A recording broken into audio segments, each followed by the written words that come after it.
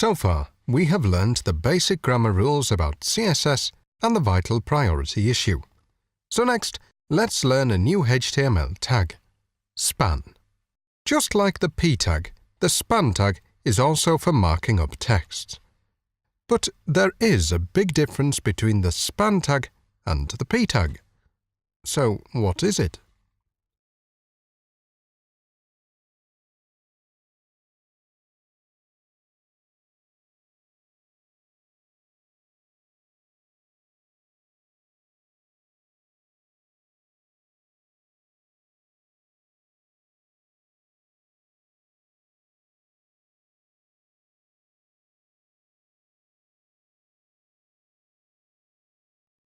From the comparison experiment we just did, we can see, unlike the p tag, the span tag is always willing to share line with others. All the texts wrapped in the span tag are displayed in the same line. The reason I show you this experiment is to introduce you to a very important concept: block tags and inline tags.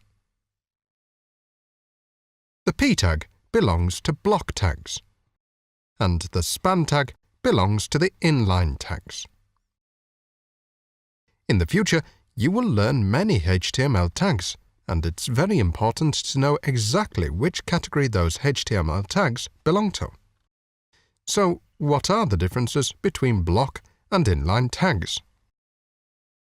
The first difference is that block tags will always occupy a whole line, but inline tags are willing to share with others.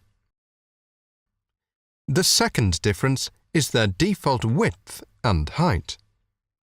Remember, I used the word default here.